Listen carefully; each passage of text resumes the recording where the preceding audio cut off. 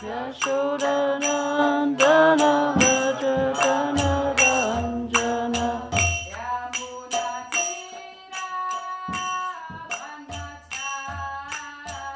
Yamuna Tira Vanachari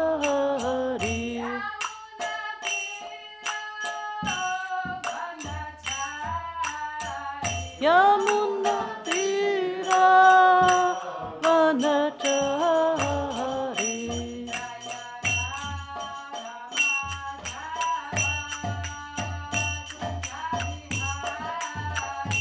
Jaya Radha Madhava Kunja Bihari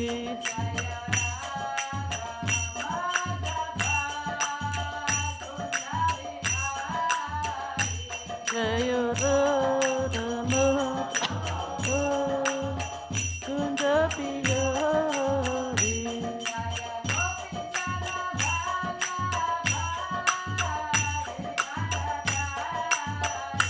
Jaya Gopi Jana Vallabha Girivaradhari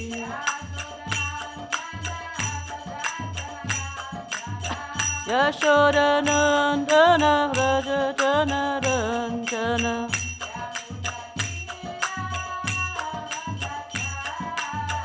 Yamuna Tira Vanachari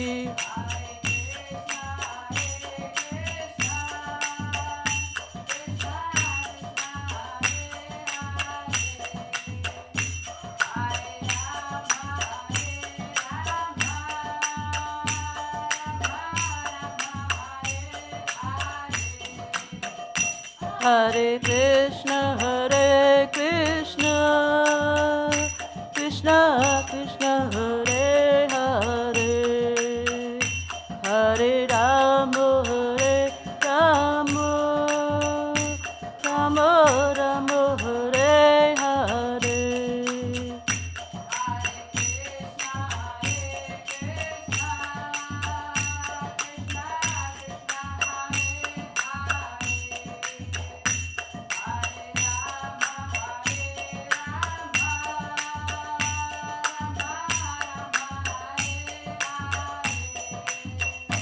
Hare Krishna, Krishna Krishna, Hare Hare, Hare Rama, Rama Rama, Hare Hare.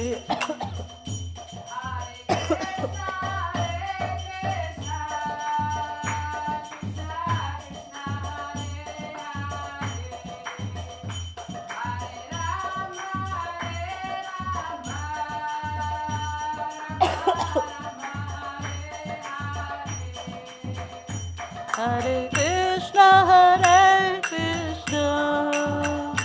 Krishna Krishna, Hare Hare, Hare Rama, Rama Rama, Hare Hare.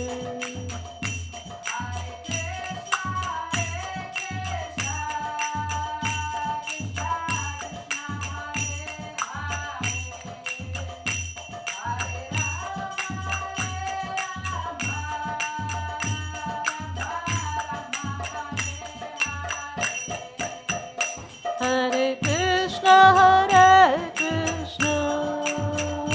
Krishna Krishna, Hare Hare, Hare Rama, Rama Rama, Hare Hare.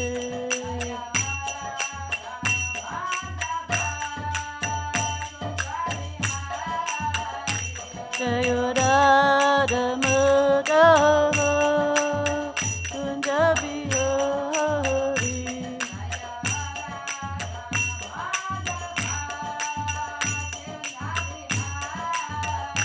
Jaya Radha Madhava Kunja Bihari Radha Madhava ki jai.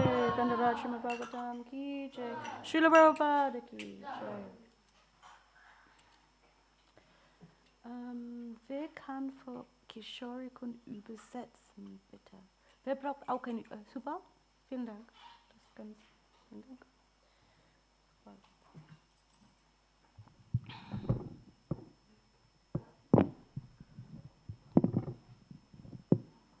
Okay.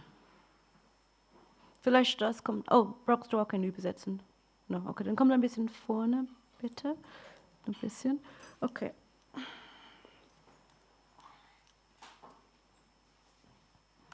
Om Namo Bhagavate Vasudevaya. Om Namo Bhagavate Vasudevaya. Om Namo Bhagavate Vasudevaya.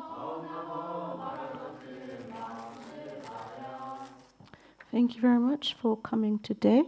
I'd like to welcome all the brahmacharis who came back now. We have a balanced temple. We were a little bit one-sided last weeks, so very nice. We are now reading today from the 4th canto. As we know, the chapter is entitled Maharaj Prithu becomes angry at the earth. We are on text 25. It's wonderful. I somehow feel like the microphone is obstructing my view. I'm sorry.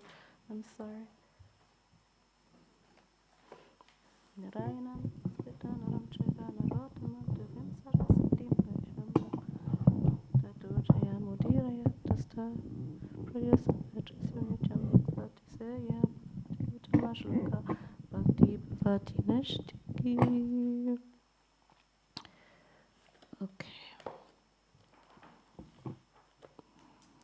Amusam shut paritanam, amusham shut paritanam, amusham shut paritanam,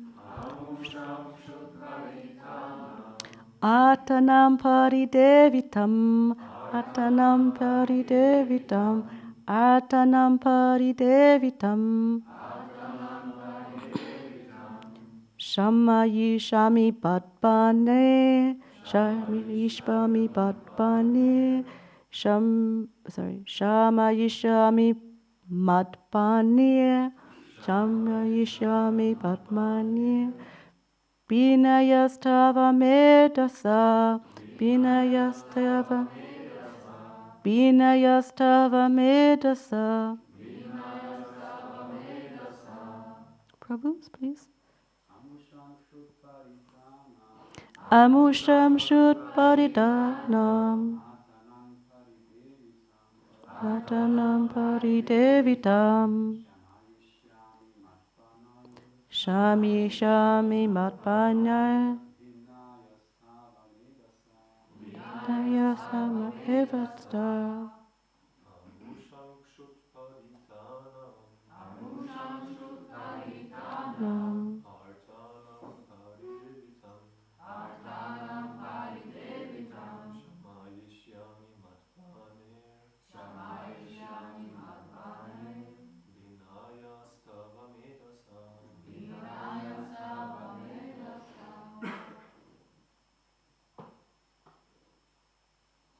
Mataji? Amusham shut paritanam,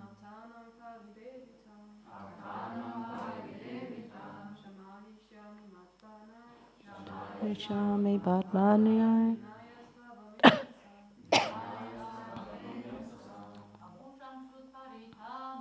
amusham shut paritanam,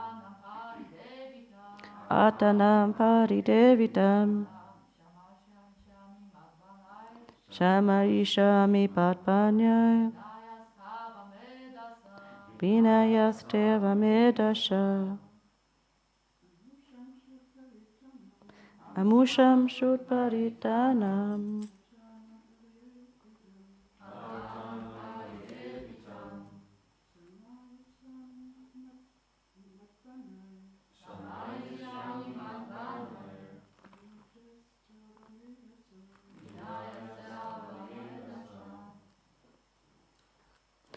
amusham, of all of them. Shut paritanam, suffering from hunger. Atanam, of the distressed. Paridevitam, the lamentation. Shama, yishyami, I shall pacify. Matpanyehe,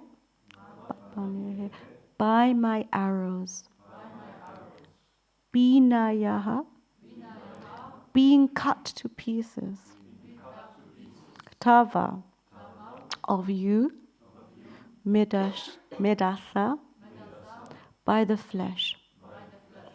Translation. Hope you're ready. Now with the help of my arrows I shall cut you to pieces, and with your flesh satisfy the hunger-stricken citizens who are now crying for want of grains. Thus I shall satisfy the crying citizens of my kingdom. Purport by Srila Prabhupada. Here we find some indication of how the government can arrange for the eating of cow flesh. It is here indicated that in a rare circumstance where there is no supply of grains, the government may sanction the eating of meat. However, when there is sufficient food, the government should not allow the eating of cow's flesh just to satisfy the fastidious tongue.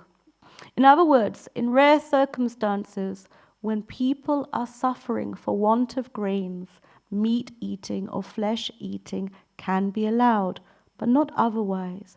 The maintenance of slaughterhouses for the satisfaction of the tongue and the killing of animals unnecessarily should never be sanctioned by a government. As described in a previous verse, cows and other animals should be given sufficient grass to eat.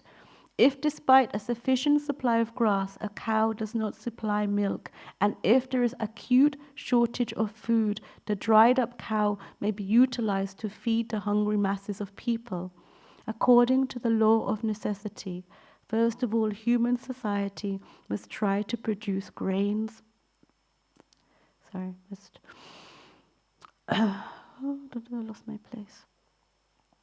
Must try to produce food grains and vegetables. But if they fail, in this, they can indulge in flesh eating.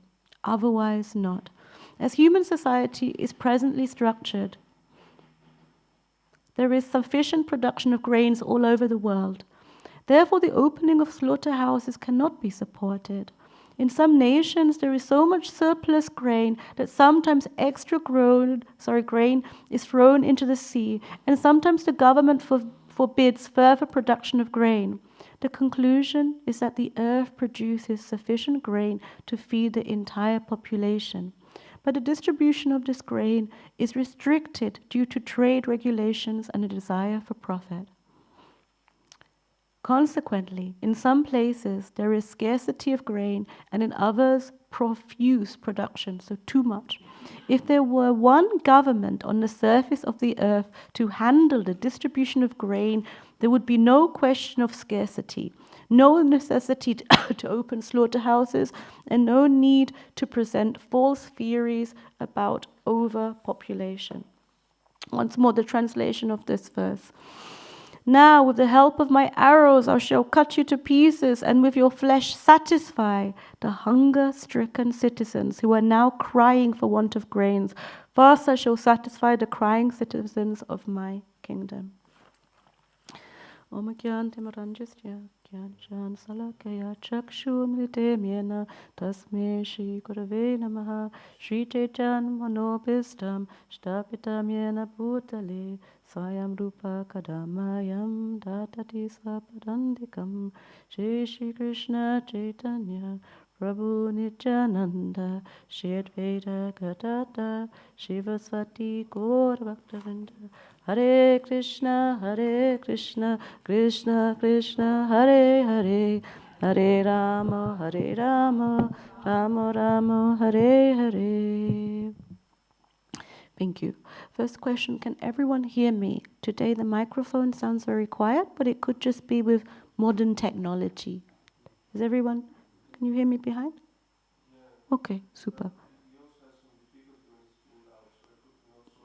That's perfect, Brian. I just, you can never hear yourself, properly. So that's, thank you.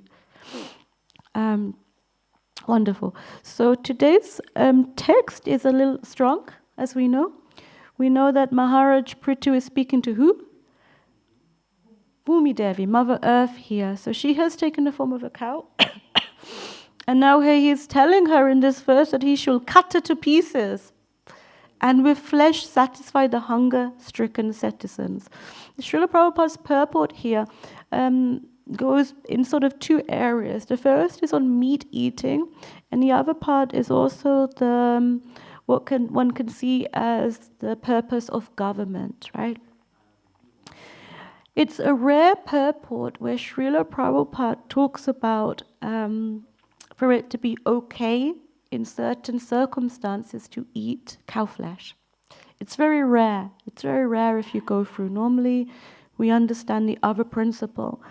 But one sees also the glories of Srila Prabhupada in an all-rounded state. That basically, if there is no other option to maintain the human body, one can take flesh.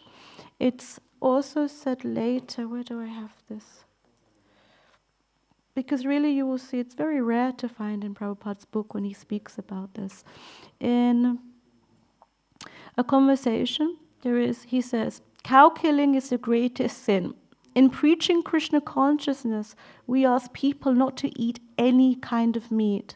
And my disciples strictly follow this principle. But if under certain circumstances, others are obliged to eat meat, then they should eat the flesh of some lower animal. Don't kill cows. It's the greatest sin. And as long as a man is sinful, he cannot understand God. And later on he says, when there is no other food, someone may eat meat in order to keep from starving. That is all right. But it is most sinful to regularly maintain slaughterhouses just to satisfy your tongue. Actually, you will not even have a human society until this cruel practice of maintaining slaughterhouses is stopped. I think we heard in another lecture that this sort of killing of meat, this abundance of slaughterhouses also equates to also the killing of people in terms of wars. The element of it here is interesting. Excuse me, because the purport speaks about the allowance in this very, very sort of small boundary, meaning if there's absolutely no other option. Not meaning if I have the taste or I want, I'm someplace. I think there were some circumstances where Srila Prabhupada sent devotees into sort of communist parts of the world, and there was very little to eat. And in such circumstances, they were permitted. It was very like a case of sort of like what we hear when we're younger. Of what would you do if you're on an island, on an abandoned island? Huh? So you have this option, right, to have this meat. But it's very sort of limited in that point. As we will hear from many of Prabhupada's teachings, he speaks that killing the cow is one of the worst sins one can do. There's one lecture that he has which says, eat meat, but do not kill your mother and father to do it. Huh? Meaning the cow is our mother because she provides us milk, therefore you would not kill her to satisfy your belly. So it's like really, we're talking on very specific grounds.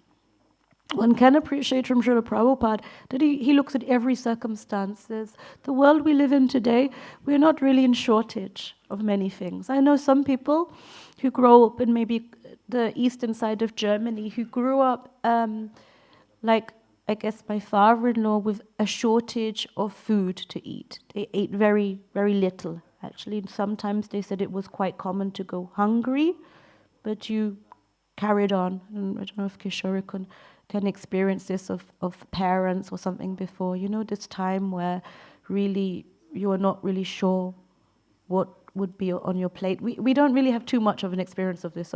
Usually we're a little bit hungry, we just go downstairs or to the local shops. So, but certainly in environments where there is, where you really have had an experience or a day or a time where there is nothing to eat, one can understand it in these type of circumstances.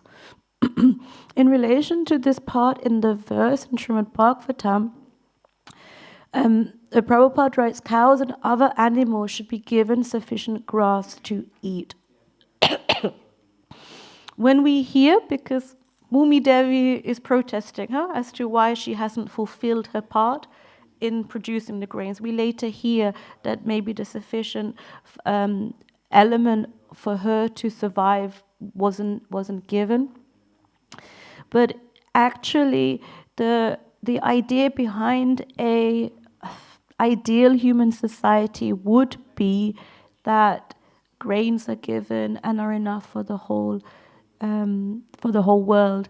It's very amazing. Prabhupada speaks on the last part of this purport. If there were one government on the surface, there would be no question of scarcity. So scarcity meaning not enough of something. That even in some places of the earth, they're producing so much grain, they are throwing it into the sea. I mean, this sounds crazy, but it's like this. So in some areas, there's almost nothing, but in other areas, one sees now, we are mostly binded by our identification, usually by the country borders. I always find it interesting in Europe because I come from England where we have water, so it's quite a lot of space between the next country. But in Europe, you just have to drive, right? And then, oh wow, you're in Austria. Oh, you're in Czech.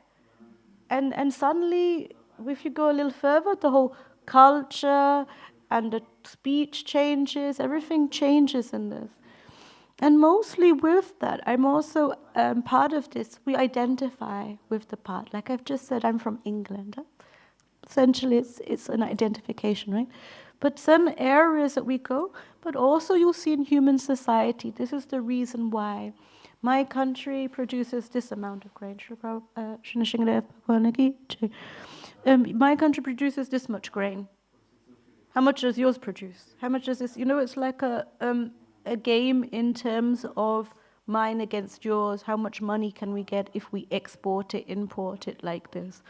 The idea of one government sounds, in today's society, almost like an impossible view.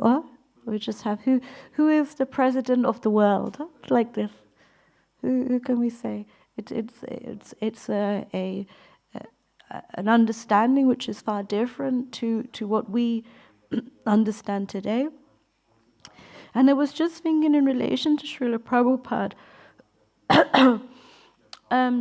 sometimes we hear things which would be in an ideal world, but other times things are written very much, as he described, in present tense, meaning what it could be like, or if we try it in today's society.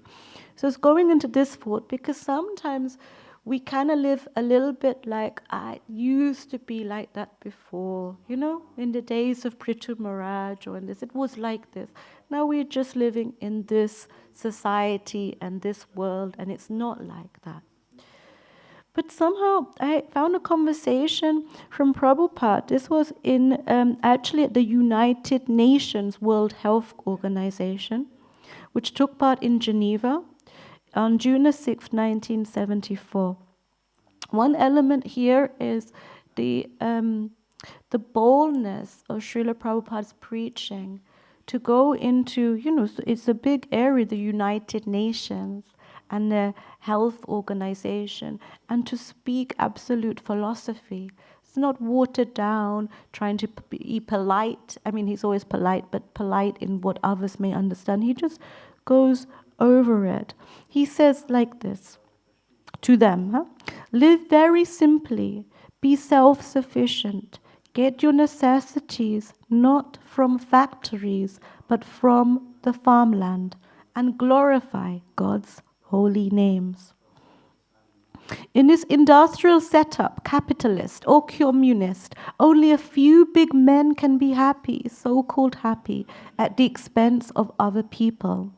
And because the others are being exploited or simply left unemployed by the corrupt fews, the others also become corrupt.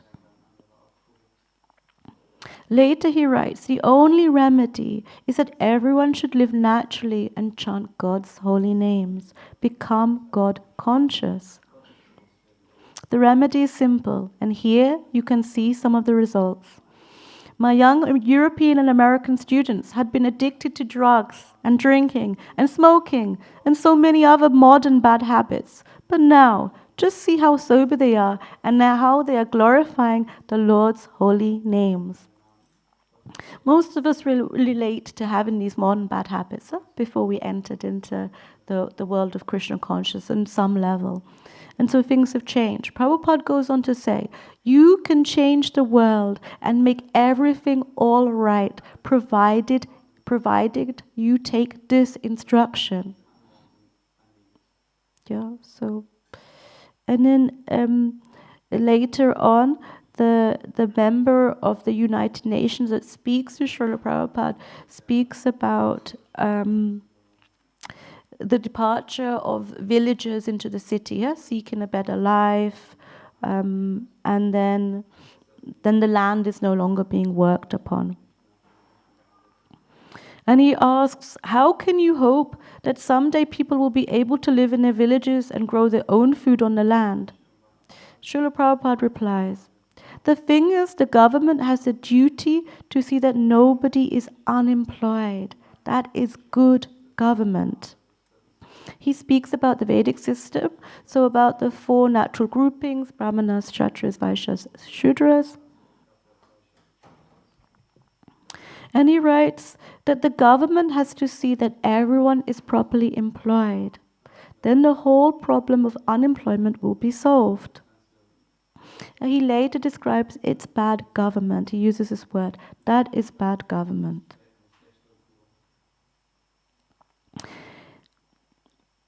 And then this member of the United Nations, I guess, asks, looking forward to the day when the Krishna conscious movement can become a real revolutionary movement that will change the face of society.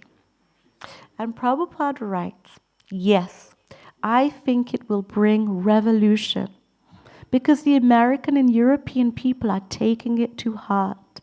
I have introduced it to them and they're very intelligent. They are taking everything very seriously. We have been working only a few years and yet we have spread this movement all over the world. If people take it seriously, it will go on and there will be revolution. If they take it seriously, it will bring revolution. This was amazing because for me it wasn't just a case of Prabhupada saying, okay, this is what we practice in our isolated temples, in our limited amount of what we're doing. He speaks of this element that this movement could bring, or will bring actually, revolution.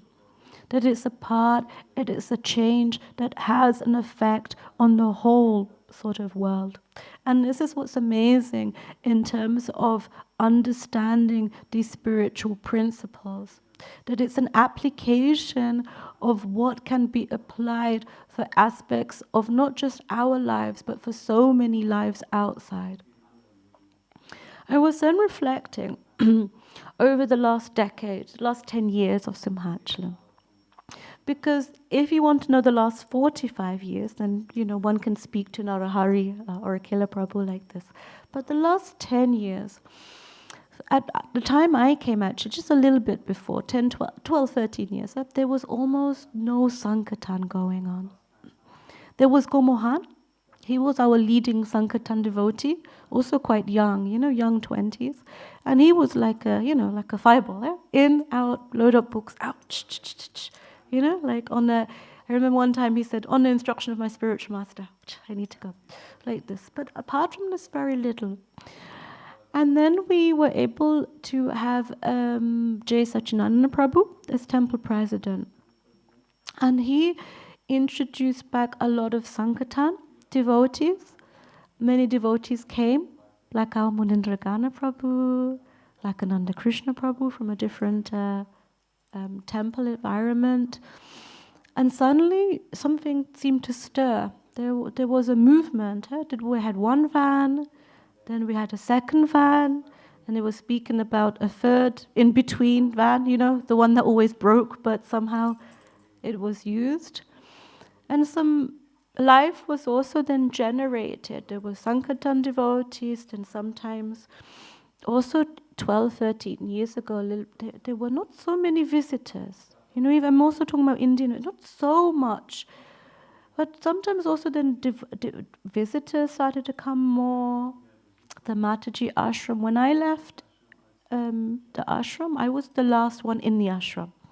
So I left, got married, I was an empty ashram for almost around a year. So, and in the brahmachari ashram, there was a few, but we had, sort of more people coming and going. It was not a stable environment, one can say, So it was sort of more a nice space, Lord Nishingadev, and the worship was always quite strong.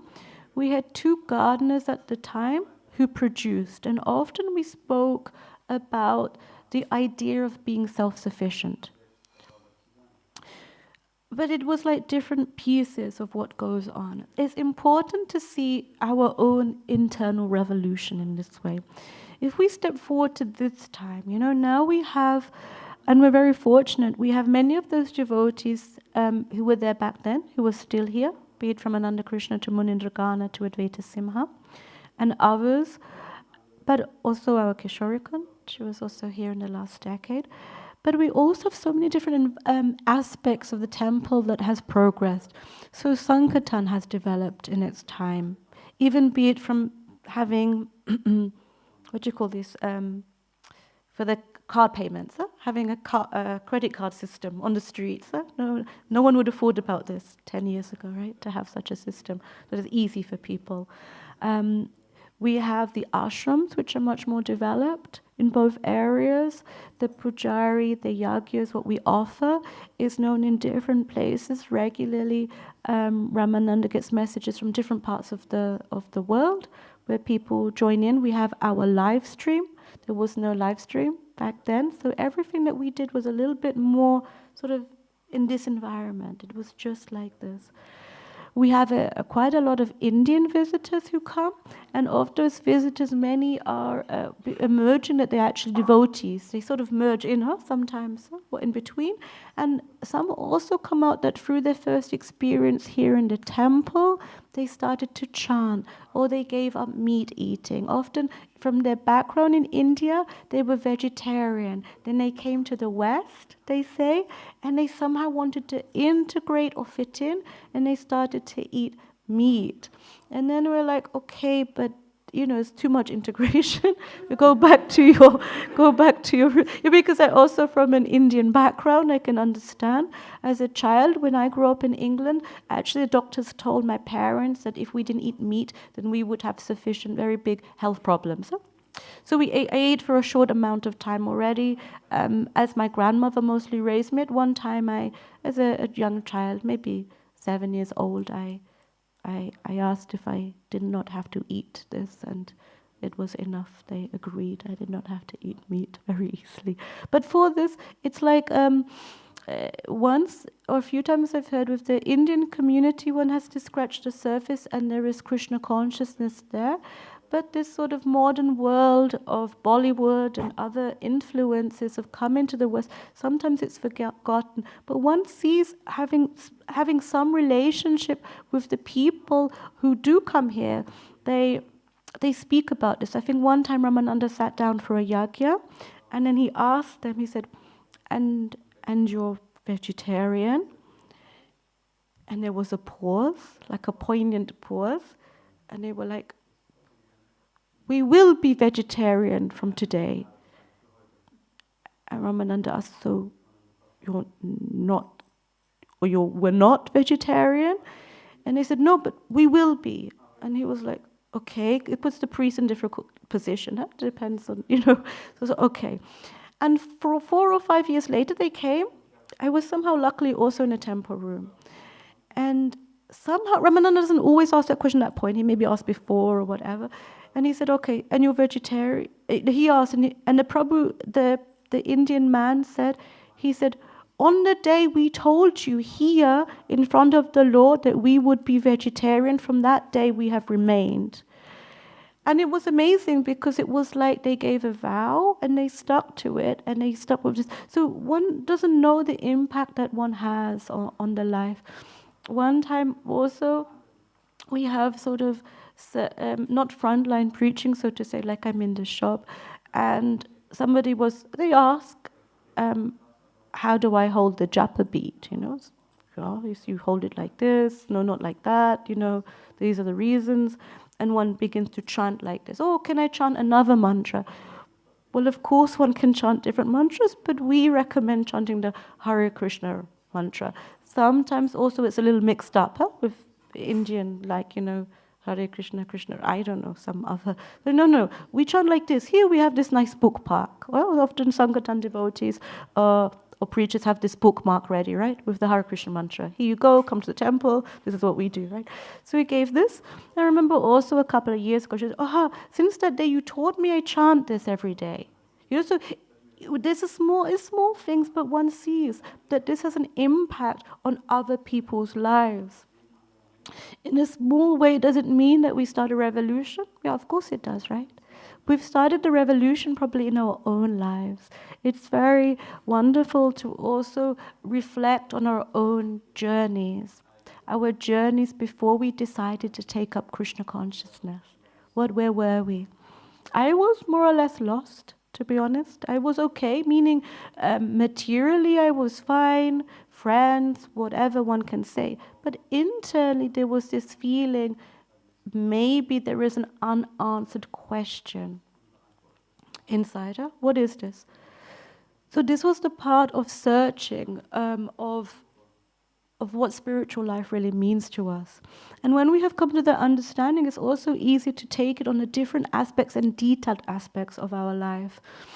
I think you'll find it also in the history of Simhachalam book. Satyananda Swami speaks that on this farm in particular, it was always very hard to get devotees who wanted to work the land. Mostly it was mostly seen. You will hear Simhachalam is a Sankirtan temple. We still have this, right? It's a Sankirtan temple, which is actually amazing. In other places, the Sankirtan has reduced a lot, but here it seems to be steadily sort of growing, can one say? Like now again, it rises up again, which is also amazing. On the other side of it, one sees in our way that we attract different types of people, and that nurturing of different personalities in a spiritual environment is very important. So, for example, our star seems to like this technology, modern young boy, technology things. So Brian and others engage him in doing, this sort of shorts and this YouTube things aside. Then we come again and say, Shta's not like this, a little like this. Okay, I try. So, but you enjoy this service, right, Prabhu? Yes, like this. So it's very important that we find our place. Like gardeners, you will see like our Gopala, sort of quiet, steady type, quietly do the service, have to be very motivated, a gardener, to make sure you're in the right timings, that you just have stamina to last longer. It's maybe different now, but the Sankirtan devotees before said it was like for them, it's sometimes like running a sprint. You have to really power yourself up, go on the streets, do books, but realize that after you've given everything you have, you also have to take some time to rejuvenate, right? This is the time. A gardener has to keep steady through April, all the way until the end of the harvest, and then their stamina or their energies can then be renewed over the winter months. So it's different types and personalities. And as the temple environment grows in this direction, I think it's so important. You hear a lot from Radhanath Swami, this element of gratitude, right? Being very grateful for the different areas of what we have. We hear about being adverse to fault finding, but sometimes it can be difficult because we mostly have our area. Like I look over the Mataji ashram or the shop or generally mostly in the temple environment. Sometimes I'm not able to go to certain programs, either because of children or because there is something here going on. It's like a balance up. But it's this element where one has to accept, okay, but I appreciate very much the Vaishnavis, but I also appreciate much like Vaishnavas. It's like there is a Vastu element, apparently it's unbalanced sometimes. And it's also apparently according to where we stand. It's the Vastu element of this balance up in our spiritual space. But on this a level of appreciation, I do believe the more we appreciate and encourage others, the more we will grow in this environment. The Sankirtan teams are very amazing in this. You have regular meetings and you encourage one another. We begin to grow sometimes in our different ashram meetings as well. Like meaning, meeting is a little bit of a too formal world. I mean sanghas, sanghas where we can express ourselves or be with another. This expression, I suppose, in Prabhupada's word talks about good association. The association that we have to empower others in the groups that we are, in the environment that we have, and also to appreciate the other areas that we do. My husband told me one time, for this appreciation is usually when you're in your beginning days, when you come to the temple, and often you're put into many different services in the temple. You try many different things. If not, Brian's always open to like, okay, I would like to try. Sometimes the Mataji says, I'd like to be a little bit with the cows. It's like, okay, let's go. Our Manju Krishna was always somebody who took care of the cows, but not just this, but she always seemed to be able to understand that they can produce this milk. I've said it a few times, this story, but 12 years ago she came to us in the ashram and said, look what, I think it was Govinda, I think the name was Govinda of the cow, and look what he produced. And we looked at this glass and it was like water, and like somebody had put one drop of white food coloring in. And we were like, okay, nice. She's like, no, this is what happens. They produce this, and at some time it becomes like milk. I mean, I have no idea. We were just sort of nodded at her for her half a cup enthusiasm. And at that time, she was able to, over her time, maybe her motherly quality of being persistent and determined, until he produced many liters of milk afterwards. So, and again after this time that she took over again, we see that more milk is being produced now by our cows here, which is very wonderful in terms of the production of ahimsa milk that one can use also to make wonderful preparations for the Lord. So the purity of what is then given is then highlighted. So in this way, although, for example, unfortunately for me, I'm a city girl, meaning that I grew up in more or less this environment, but appreciation is definitely there. Wow, amazing that somebody can do that. I can appreciate so much when I was a treasurer, when the Sankirtan devotees came back. Often it seemed like I was the first person they would see, because the first thing they wanted to do was they said they wanted to hand over the Lakshmi. So come in and hand over the Lakshmi, the coins and this, and and then begin speaking about their journey, sometimes their adventures of what went on. And I very quietly listened, because I'm a little bit clueless in this area as well. But one understood a lot about what they did, because it was a range of the Sankirtan devotees back then. They were very fiery, actually. They were like, some of the devotees, they're very soft, they won't last on the streets. But funnily enough, those same devotees are still distributing books 10 years later. So it's, we can appreciate the different elements. Just to summarize, this element was of Prabhupada's purport in today's lecture. about the very rare circumstance where there would be the allowance of cow flesh in these rare circumstances, but actually, of course, we propagate the idea of avoiding sin and not eating meat. The second part was about there being an element of an ideal, even one government. And the question mark, of course, is whether indeed one could have that in the golden age of Kali Yuga, and how much the importance of the preaching and our own spiritual practice is in this environment. It's a bit different than I usually speak. I'm sorry it was not very interactive today, but I would appreciate any questions or thoughts. Brian, please. Shireen Mataji is saying, Hare Krishna, Shireen. As you correctly pointed out, Indian culture, particularly Bollywood, incorporates many Western ideologies. How can one effectively preach to such populations and effectively counter their arguments? Oh, Shireen, who comes, of course, from our Indian background. It's hard because just, I guess, as Kali Yuga develops, this influence, just as we have maybe of modern day Hollywood in the West, Bollywood has infiltrated very deep as a reflection of Hollywood into the Indian society.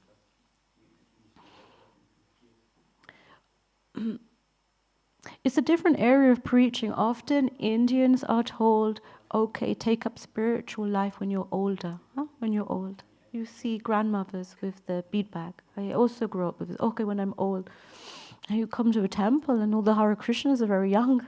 Very young, huh? You're like, okay. That's already inspiration for the younger Indian generation. Because they see, wow, this young boy, they are taking us up. Wow, he told me he's only 20.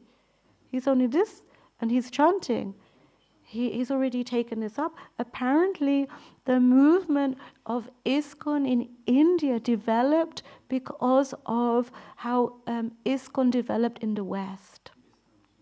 When the Indian population saw, wow, these Western people who we are trying to follow, to be cool or to be part of modern society, are taking up the practices from our so-called motherland, it was a question mark. Well, maybe we should also do this. Maybe it's not bad what we were taught when we were younger. And you'll see in India, the ISKCON temples are booming. They're really they are very sort of almost overpopulated, and they're growing, and it's very, it flows much more easily. It's like if you go on a Harinam in India, it's easy that you really will get 3 or 4 times more people than joining in after a time, because somehow it's almost like they can't help it. They just join Harinam. They just start. I think in terms of the Bollywood younger population, I think, Shireen, because you asked this question in particular, but for all of those in this category, if you want to preach to the Indian population, it often is easier sometimes if you can relate to what area they're coming from. So often those who are, for example, in Germany, are those who are studying. And if you can preach them in a sort of intellectual basis, in a way that they can understand a higher philosophy, not just in a, you know all of this, but to go really into the depths of why we do and what they do, you will see that sometimes they sort of change naturally. If one encourages them to join in Harinam or to read, it's hard. I find that not so often do the Indian visitors take a book, unless maybe one of the Sankirtan devotees or the one speaking sort of says, please take a book.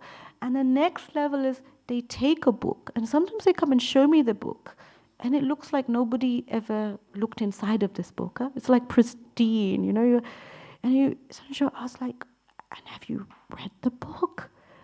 I'm a little busy. I don't have time, right? So sometimes just please, just read some part of it every day. Yeah? Like Prabhupada said, for families, just to read a little bit of Krishna book every day to the children, just a little bit of what one does. I think this is part of it too. With Bollywood came also a lot of influence of this music, this pop Indian sort of tracks. And then they tried, if you were in India maybe 5 to 10 years ago, there was this Radhe Radhe. They made some sort of radio version, it seemed.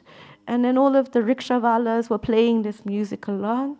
And I remember the friends that went, oh no. And I said, yeah, but it still says Radhe Radhe. You know, they're still saying Hare, and then it goes on to the Hare Krishna Mahamantra. They're trying. So it's like, I think you have to go in, make it, you know, if they want to be Bollywood, it's usually this element of being cool and part of society. Try to make it interesting for it. Modern day preachers, you will see, if you go to London, they have things called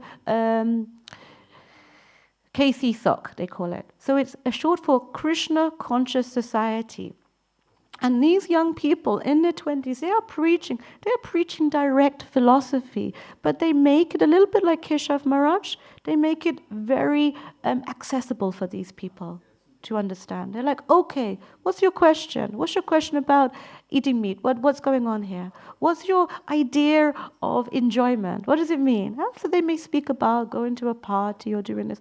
Okay, let's go beyond it. They speak further and further in this direction, to bring them into this element of understanding that spiritual life is actually very joyful. It is actually for those young people as well. It is actually for people of all ages, and that it is something that will fulfill you on a longer basis. The other side is one sees those who are a little bit ready for this. In a university, as we heard, sometimes Beyond is distributing already. So you see whether people are a little bit open, and in that area, one can then go in a little bit more deeper. It would be nice, actually, if we had more university preaching in Germany, because to entice more university students also to the movement also brings some sort of flavor as well. Yes. I look at the brahmacharis or university preaching. No, sorry, I'm not there. But in the old days, it was like this. I think Tamil Krishna Goswami and others in America had these university programs where they were preaching very nicely. And it was also very nice when like Bhakta Bjorn came, and he had a lot of intellectual questions about spiritual life. You see, well thought out questions as to why should he take up this process. And this reasoning is very wonderfully explained in Srila Prabhupada's books. So one has a lot of basis as to why we can encourage people in this direction. Yeah, I hope that helps, Shireen. Nice. I also find it's very encouraging. Also, I think in the last maybe 2 years, we also begin to have a regular program here for the Indian visitors who come, to encourage them also, right? I think Sanjay Prabhu also, you lead this sometimes to preach about what we do in the temple or other things in this environment. Well, in a manner, they also have a set of beads. When the Muslim Indians come, they have beads. They say, okay, we're doing our mantra meditation. Here's the mantra. And it's funny because I don't know if this Indian preacher, they don't ask. They said, okay, we have beads here. So who doesn't have any beads? They're not asking, would you like some? Here's some beads. And then, you sort of held your hand up and everybody takes some beads, 20, 30 people. Okay, let's begin on the Hare Krishna mantra together. And so one begins in this direction. They say, okay, feel free to keep your beads. If you want your beads, just leave a donation here. We encourage you, all the best, And it's somehow like, you see, wow, you think, well, maybe it also works in this environment. When I first came, they used to make fun of me because any visitor who came, I would give them beads. It was like, I was like, if they were there after Mangalati. So I was sitting here and they'd be like, oh, you don't have any beads. Like, would you like? I mean, most people always said yes.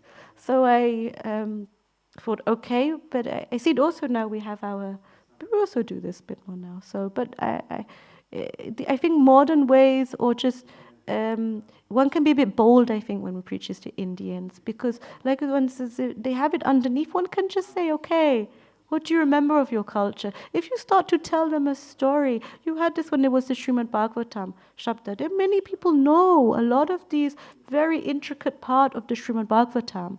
But what sometimes they don't have is practical application. That's a lot of what Srila Prabhupada did, I felt, within ISKCON, how we apply it to here and now. Yes, so this is the point that you make it relevant to their lives. not something for when they are old, but now. And if they get it now, then they will naturally go. With a joke, you can always tell them, "Oh, come, chan a little bit. Oh, don't eat that meat. You don't need to eat it." They're like, "What will I eat?" Oh, many things. If you can't stop with the meat, go for the vegetarian version at least. Oh, okay. Like this, just some food. It's easy in this way. In one sense, it's easier.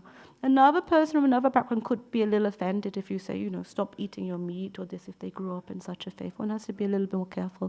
But with this, one can be quite open. I think also now we also have Hindi Bhagavad Gitas.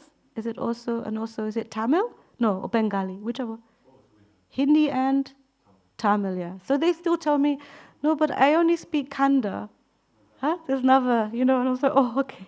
We all see, yes, Telugu and Kannada. And most of the Indians who I can meet here are from South India, and they have Telugu, Kannada, or some other language that they speak. So I was like, oh, I cannot give them the book. But Hindi is actually the one that they usually then can take. And others, I say, sorry, actually I read in English. And then in that way they also then take. But, interesting aspects. I think most of the modern generation also are mostly, keep with the English. So in this way one preaches in this direction. Any other questions today? Comments? Thoughts? Very cool actually. Very interesting. Very cool. Did you say very cool? Yeah. Very cool. Kishorikund. Vielen Dank erstmal für deinen Vortrag. Hat in mir wieder so einige Erinnerungen abgehoben. Einmal, als ich am Anfang hier war, es hat sich in der Zeit doch so einiges verändert. So Kishorikund said that in the time that she was here, it's changed very much. Ich übersetze, weil du sprichst. Bitte weiter. Bewegung ist gewachsen. Der Mataji-Bestand ist jetzt voll. Als ich herkam, waren nur ein paar Zimmer frei. Und ich konnte mir da ein Zimmer aussuchen. Und es hat sich nicht nur hier im Tempel so einiges verändert, gewachsen, sondern auch, wie gesagt, die Zeit bringt das mit sich, es kommen immer wieder Veränderungen. Ich bin an der Nachkriegszeit groß geworden und in 50er Jahren, da war das so, dass man alles auf Marken bekommen hat. Ein Moment, do you want to translate or should I? You're a better translator. So. Nur das übersetzt auch so online, weil... Okay. Vielleicht ganz kurz den Teil noch ganz kurz. Mother Kishorikund said that so she was living in so ashrams were growing here in Samhachlam. Mataji ashram is now full and Sankirtan is developing, but also other fields.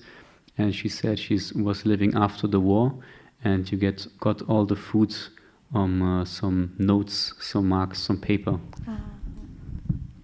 Russian. Ja, und wie gesagt, diese Versorgung in der Stadt, die war natürlich aufgrund dessen, dass die Städte zum größten Teil sehr zerstört waren, gab es ja alles auf Marken. Man konnte so und so viel Fleisch holen, was weiß ich, einmal Fleisch in der Woche. Ja, einmal konnte man zum Fleischer gehen, konnte sich da was aussuchen, was so da war, und war natürlich nicht viel da. Und Butter, Milch, ein Kind bekam eine Flasche, das war ein halber Liter Milch am Tag, und so ging das eben immer weiter. Es hat sich... So on those papers where the food was written on, you could go to markets. Once a week you can get meat actually also. And for example, children could get half a liter of milk every day. So this is how it was after the wartime. Ja, meine Mutter, die hatte ihre Zigarettenmarken, also so Rauchmarken da, getauscht gegen irgendwas zu essen. Also es war eben noch nicht solche Versorgung, da ist ja klar nach dem Krieg. Mein Vater, der hatte eine Bäckerei, der hat dann Magdeburg zweimal in der Woche mit Brot beliefert. Und ja, und so hat sich so vieles verändert. Und ja. And her mother, she had papers for cigarettes, and she was exchanging them for papers for food. And her father, he was in a bakery, and he was giving to Magdeburg once a week bread. Ja, und dann nachher, als ich dann schon Krishna-Bewusstsein kennengelernt hatte, da hat mich in Hamburg das erste Mal die Devotees angesprochen. Ich denke, na, die sind ja nett, habe ich mich mit denen unterhalten. Und so kam das dann irgendwie in Gang. Und dann habe ich in Magdeburg mal Homa Yajna getroffen. Ich denke, da steht ein Devotee mit einer, zumindest hatte er Bücher in der Hand, Bhagavad Gita, und da bin ich gleich auf ihn drauf zugesteuert. Also das war, als ob sonst was vom Himmel fällt, dass da einer steht mit der Bhagavad Gita in der Hand. Also. So first she got to know Krishna consciousness, and then she met devotees in Hamburg. And she was very attracted to them. They were such nice people. And then later on, she met Gaur Mahaprabhu in Magdeburg, and she was also very astonished to see him, that there's a devotee with Bhagavad Gita in his hands. Ja, und ein paar Jahre später ist mein Mann dann auf die ganzen Bücher gestoßen, hat die bestellt beim Govinda Verlag in der Schweiz, hat gelesen und war ganz fasziniert. Ja, also ihn hat nichts mehr interessiert. Der hat dann unser Bauernhaus verschenkt, und weil eine Familie keinen Wohnraum hatten und hatten 4 Kinder und kein Geld, und ja, so ging das dann immer weiter. Und als er... And then her husband got to know Krishna consciousness and bought all the books. And then he was interested in nothing else than Krishna consciousness. And he gave away the house. And they had 4 children. Ihr hattet 4 Kinder? Die hatten 4 Kinder, die andere Familie. The other family had 4 children, and then they just gave their house to them. They didn't have any money to buy anything else. Ja, und wo bin ich nun stehen geblieben? Naja, jedenfalls du bist im Tempel gekommen. Was war das für dich, wenn du bist? Hatte er mir dann alles erzählt, und ich fand das sehr interessant. Wir haben dann sehr viel umgestellt in unserem Leben, und alles, was nicht so wichtig war, das fiel dann langsam raus aus unserem Leben. Und ja, und dann hatte mein Mann zu mir gesagt, wenn er mal nicht mehr da ist, ich sollte unbedingt spenden und die Bücher lesen, aber zumindest, wenn ich nicht so viel Zeit habe, Bhagavad Gita unbedingt, habe ich dann auch gemacht, kurz nach der sogenannten Beerdigung. Meine Tochter sagte, Mami, du kommst mit zu mir, und dann liest du Bhagavad Gita. In einer Woche hatte ich die ausgelesen und fand das so toll, habe ich bei eBay Bhagavad Gitas bestellt, bin zur Arbeit.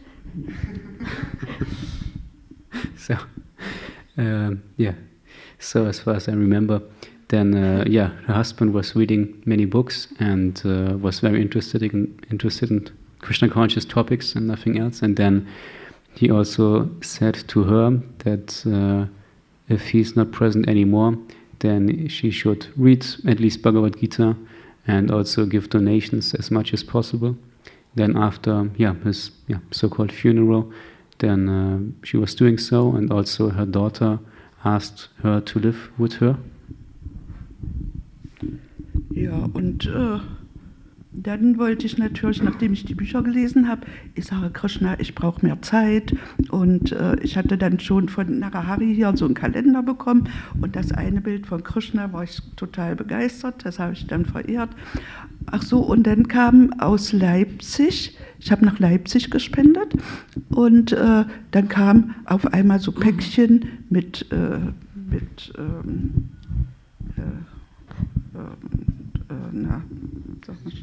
Vielleicht ein bisschen kurz. Mit Maha-Sachen und dann so ein Beatback. Ich denke, was ist denn das für ein Täschchen? Ich kannte ja sowas nicht, ja. Wir haben ja gar nicht geschändet. Und obwohl mein Mann gesagt hatte, ja, man sollte schänden. Und naja, dann denke ich, ach, das ist aber niedlich. Dann habe ich mir die Kette hingehängt. Ich denke, ach, so eine lange Kette kann ich nicht ummachen. Also man musste erstmal mit den ganzen Dingen sich bekannt machen. Und dann habe ich erstmal Tempel besucht. Und ja, so hat sich das entwickelt. And she had a calendar at home from Mother Naraharidasi, and then she was worshipping there also Krishna on those pictures. And she was donating to the Leipzig temple and got from Leipzig some gifts, Mahaprasadam, but also a bead bag, Japamala. And then she was getting out the Japamala of the bead bag and thinking she cannot wear this is too long, because she didn't know anything about that. Ja, und dann, ich hatte mir die Tempeladressen so rausgesucht aus den Büchern, die standen vorne drin. Und dann habe ich gedacht, ach, Jandelsbrunn hört sich so schön an, da müsstest du mal hinfahren. Und dann fuhr von Leipzig einer her und da bin ich mitgefahren. War eine Mataji, die dann auch weiterfuhr zur Schweiz. Und ja, so hat sich das immer weiterentwickelt, bis ich dann irgendwann hier gelandet bin. Ja? Super, vielen Dank. Okay, sorry. Krishna hat mir immer alle Wünsche erfüllt. Ich konnte nachher zu Hause bleiben. Und ja, das war super. Dann hatte ich Zeit, konnte umfahren und konnte dann auch hierher kommen. Yeah, she was looking at the temple addresses and thought Jandelsbrunn seems like a very wonderful place. And then one Mataji was driving there to the temple, and then she went with her. And it was very nice in the temple. And danach bist du erstmal noch zurück, oder? Bist du erstmal noch zurück nach Hause? Ja. And then she first went back home and was practicing there, and then it all developed more and more. But quite soon after, Kishori Kund came and then just lived here. We were, I think I was then married, but she was in the ashram as one of the few ladies who were there, and very happily cleaned, I remember, to begin with, and then some Pujari helping, I think, and then also garlands. So it's very amazing to see also our own inner revolutions in our lives and how we move with that. And I think the revolution begins maybe internally, and then naturally it steps into all different directions. Thank you very much. It's just after 9 o'clock. I thank you all for attending. Śrīmad-Bhāgavatam ki jai, Śrīmad Prabhupada ki jai. Okay, thank you. Was ich noch sagen wollte, ich habe an der Schulspeisung teilgenommen und fast alle Kinder haben Fleisch aussortiert im Essen. Ja, wenn so Fleischstückchen drin waren, alle aussortiert. Was ist denn Ich war nicht lange in der Schule, vielleicht 2 Jahre da.